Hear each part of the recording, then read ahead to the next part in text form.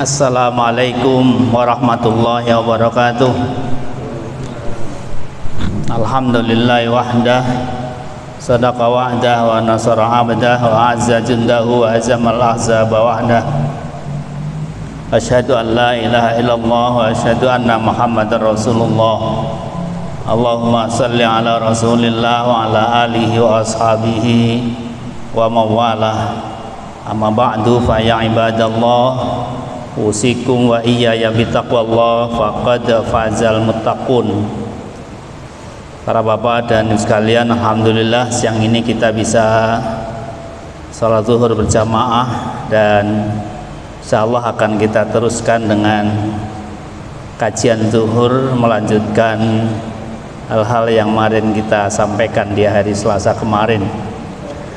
Kemarin Selasa masih kita bahas tentang bab as-sihr, bab sihir, bahwa ketika kita, saudara kita, keluarga kita terkena sihir, salah satu cara penyembuhannya adalah dengan mendoakannya, yang sering kita sebut dengan ruqyah.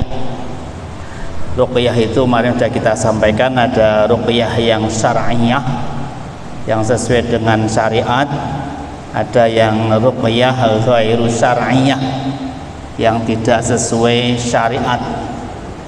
Berapa hal prinsip diantara yang harus diperhatikan ketika kita ingin melakukan ruqyah yang syar'iyah adalah bahwa yang kita baca dalam ruqyah itu adalah ayat-ayat Al-Quran atau doa-doa yang dituntunkan oleh Rasulullah Sallallahu Alaihi Wasallam.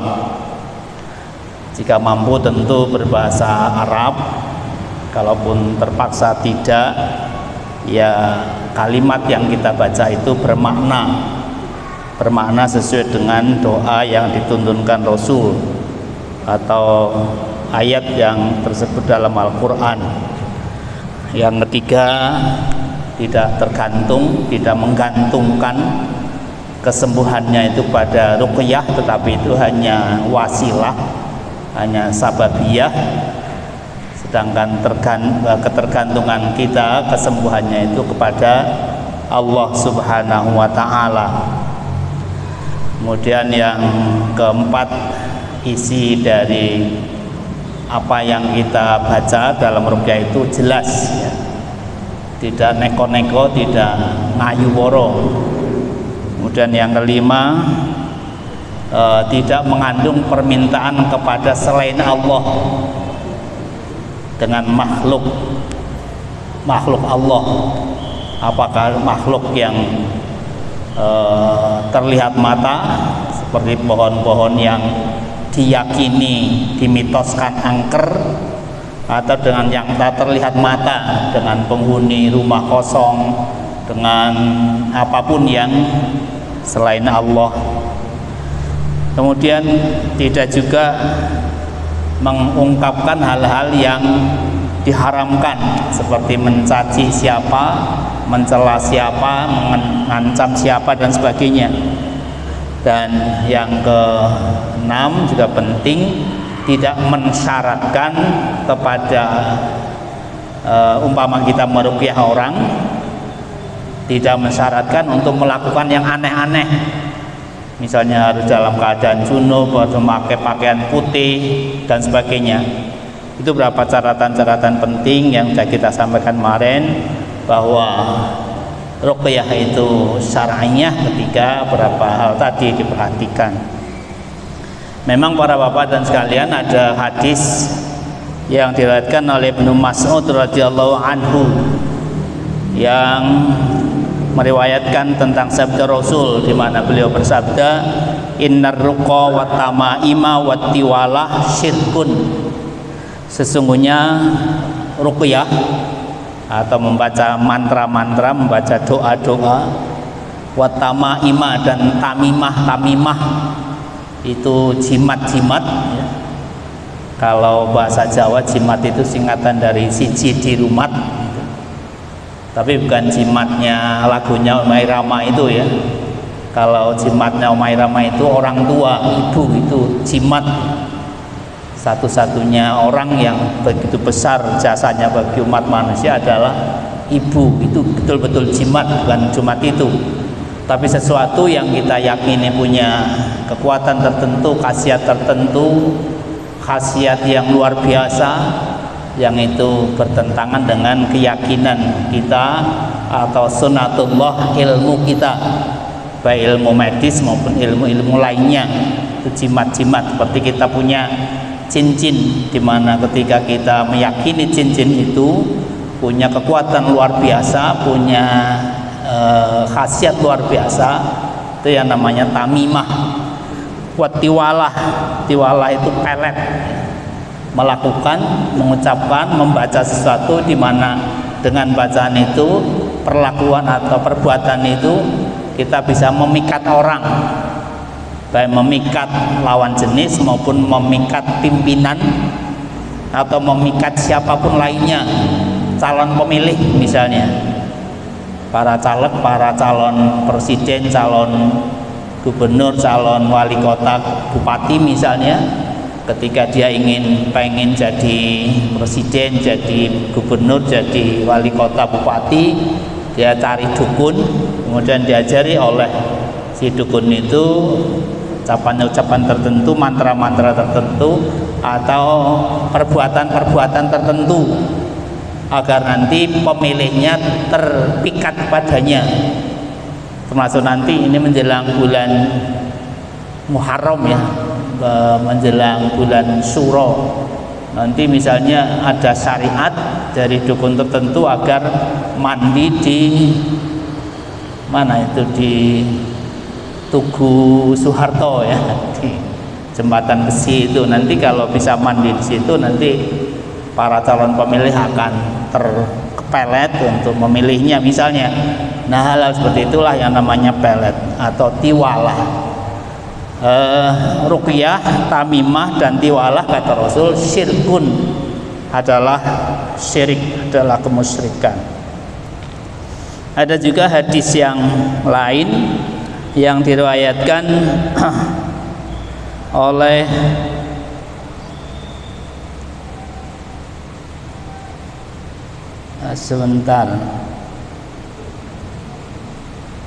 Ibnu Abbas ya, diriwayatkan oleh Ibnu Abbas menceritakan tentang 70.000 orang yang dijamin oleh Rasulullah masuk surga tanpa hisab, tanpa siksa, di mana sifat mereka adalah humul ladzina la yarqun wa la yastarqun wa la yatatayyarun wa ala rabbihim yatawakkalun. Kata Rasul bahwa ada 70.000 orang dari zaman beliau sampai akhir zaman yang dijamin masuk surga tanpa hisab dan tanpa disiksa dulu, tetapi syarat mereka adalah humul ladzina la yarqun, mereka yang tidak meruqyat, tidak diruqyat ya, wala yastarqun, dan tidak melakukan ruqyat, tidak meminta ruqyat, tidak melakukan ruqyat, wala yatatayyarun, dan tidak melakukan tiyaroh. Tiyaroh itu sebuah keyakinan atau mitos yang meyakini adanya sesuatu itu pertanda sial. Seperti misalnya ketika kita rumahnya dekat kuburan atau makam, di situ tentu banyak burung gagak atau ada ya. Kalau di kota jarang, kalau di kampung-kampung kadang ada burung gagak. Ketika burung gagak itu berkicau, wah ini tandanya mau ada yang mati misalnya. Atau ketika di rumah atau di jalan, kalau di rumah tidak begitu, di jalan kita mau pergi ke tempat tertentu, ada ular yang lewat di depan kita, itu kita yakini wah ini sial, ini nanti kita akan kena bahaya kalau pergi. Dan mitos-mitos tasaum atau bersuudzon pada kehendak Allah, itu yang namanya tatayyar ya, tatayyarun. Kenapa pakai kalimat ya tatayyarun yang berasal dari kata tairun, burung, karena memang di Arab pun yang sering dijadikan mitos itu burung. wa ala rabbihim yatawakkalun, dan pada Allah mereka tawakal. Memang ada hadis ini dan tadi hadis di atas itu, tapi kemudian para ulama membahasnya bahwa yang dimaksud dengan ruqyah yang syirik, yang mengandung yang musyrik, atau yang dimaksud oleh hadis tidak termasuk 70.000 orang yang masuk surga tanpa hisab dan tanpa siksa, itu adalah ruqyah yang tidak syar'iyah. Tetapi kalau ruqyah yang dilakukan adalah ruqyah yang syar'iyah, maka itu tidak termasuk kategori ini. Karena itulah maka ruqyah bisa menurut sebagian ulama termasuk Imam Nawawi itu bisa menjadi terapi untuk menyembuhkan penyakit, termasuk penyakit karena sihir itu. Para bapak dan ibu sekalian,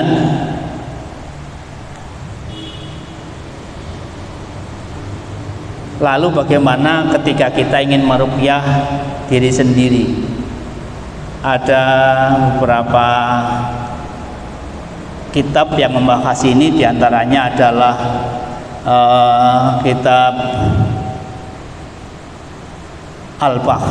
Al-Bahrul Muhit As-Sajjaj fi Syarhis Sahih Al-Imam Muslim bin Hajjaj, ditulis oleh Imam Muslim bin Hajjaj, di mana diantara yang bisa dilakukan untuk melakukan ruqyah diri sendiri adalah dengan membaca berapa kalimah, kemudian membaca berapa doa, kemudian dengan melakukan hal tertentu. Di antaranya adalah membaca bismillah 3 kali, kemudian membaca doa yang ini juga dicontohkan Nabi, diriwayatkan dari Muslim pada kitab hadis Muslim nomor 2202, di mana Rasulullah memberikan tuntunan kalau kita ingin meruqyah seseorang atau kita meruqyah diri sendiri, itu membaca bismillah 3 kali, kemudian berdoa kepada Allah, a'udzubillah wa qudratihi, ada yang menyebutkan di riwayat lain a'udzubillah bi izzatihi wa qudratihi, itu min syarri ma ajidu wa uhadiru. Itu menurut kitab ini dibaca 7 kali. Kalau tadi bismillahnya 3 kali, kemudian doa yang ini dibaca 7 kali sambil memegang bagian yang sakit. Bismillah, bismillah, bismillah, a'udzubillah wa qudratihi min syarri ma ajidu wa uhadiru. Aku berlindung pada Allah dan dengan kekuatannya dan dengan kekuasaannya dari keburukan apa yang aku lihat, aku temukan, dan aku khawatirkan. Jadi kita tetap berlindung yang pada Allah dan meminta kesembuhannya kepada Allah Subhanahu wa ta'ala. Kemudian ada juga ruqyah yang bisa dipraktekkan secara rutin oleh masing-masing kita.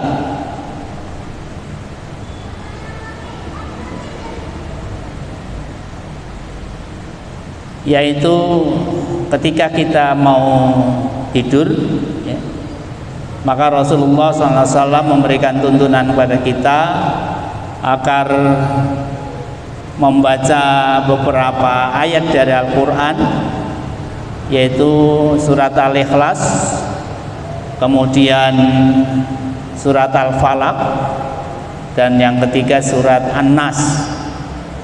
Hadis ini cara ruqyah untuk diri sendiri ini berdasar pada hadis yang diriwayatkan oleh Aisyah radhiyallahu anha, bahwa beliau berkata, anan nabiyya sallallahu alaihi wasallam kana yanfusu ala nafsihi fil maradi alladhi fihi bil muawwidzat falamma sakula kuntu anfisu alaihi bihinna wa amsahu biyadi nafsihi li barakatiha.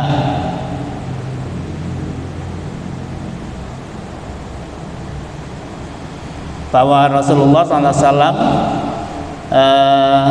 pernah melakukan membaca ayat-ayat ini untuk dirinya sendiri, dan ketika dia sakit dan kemudian dia ketika sudah sulit membacanya, maka Siti Aisyah lah yang menggantikannya membacakan ayat-ayat tadi untuk mengobati sakit Rasulullah sallallahu alaihi wasallam.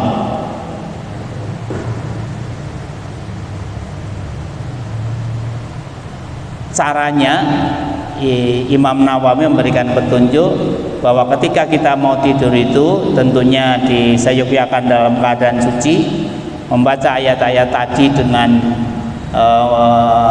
tangan di di depan ketika seperti kita berdoa, kemudian setelah selesai ditiupkan ke tangan itu, dan sebisa kita menjangkau anggota badan, seluruh badan kita usapkan ke seluruh badan kita.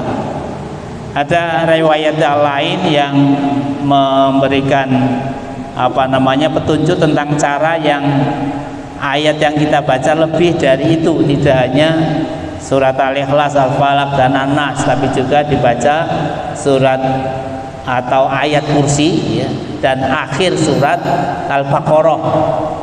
Ayat kursi itu ayat ke 152 dari surat Al-Baqarah ya. Allahu la ilaha illa wal hayyul qayyum la ta'khudhuhu sinatu wala naum lahu ma fis samawati wa ma fil ard man zalladzi yashfa'u indahu illa bi'idnih ya'lamu ma baina aydihim wa ma khalfahum wa la yuhituna bi syai'in min ilmihi illa bima syaa wasi'a kursiyyus samawati wal arda wa la ya'uduhu hifdzuhuma wa huwal aliyyul azim. Itu surah ayat kursi surat Al-Baqarah. Kemudian akhir surat Al-Baqarah sejak lillahi ma fis samawati wa ma fil ard itu sampai akhir. Kemudian caranya tadi sama, ditiupkan ke tangan ketika kita membaca itu, kemudian diusapkan ke seluruh tubuh kita. Itu juga ditulis oleh Imam Nawawi sebagai salah satu cara ruqyah untuk diri sendiri. Para bapak dan sekalian, awal juga sudah kita sampaikan bahwa sesuai petunjuk Rasul, sesungguhnya kita sangat disediakan untuk menjaga diri kita untuk jangan sampai terkena sihir. Itu lebih baik daripada kita mengobati sesudah kita sendiri terkena sihir. Jadi langkah-langkah preventif itu justru sangat ditekankan oleh Rasulullah ya, sebelum kita terkena penyakit, termasuk kena penyakit sihir itu.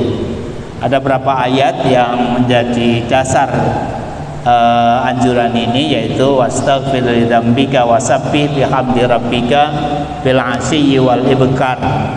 Mohonlah ampunan untuk dosamu dan bertasbihlah seraya memuji Tuhanmu pada waktu petang dan pagi. Sehingga Rasulullah SAW itu sangat mensayyiakan kita untuk banyak berzikir pagi dan sore. Maka kemudian para ulama ada yang menyusun doa pagi dan doa sore, yang itu sangat dianjurkan Rasulullah, dan dengan begitu kita akan terhindar dari penyakit-penyakit yang diakibatkan oleh sihir yang menimpa kita.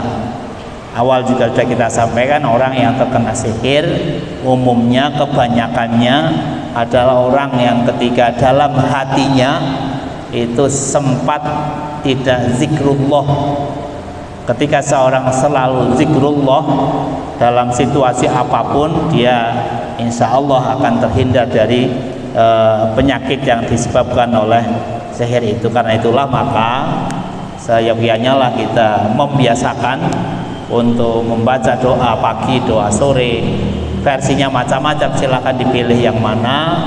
Yang jelas di situ doa-doa pagi dan sore itu isinya terpenting adalah meminta perlindungan kepada Allah Subhanahu wa taala dari segala gangguan-gangguan setan, gangguan pandangan-pandangan hasidin dan hal-hal yang bisa menimbulkan madarat pada diri kita. Saya kira itu untuk hari ini, semoga manfaat dan semoga Allah selalu melindungi kita, menjaga kita dari segala hal yang menjadi madarat untuk diri kita, baik jasad kita maupun jiwa kita, hati kita. Amin ya rabbal alamin. Kurang lebihnya mohon maaf. Assalamualaikum warahmatullahi wabarakatuh.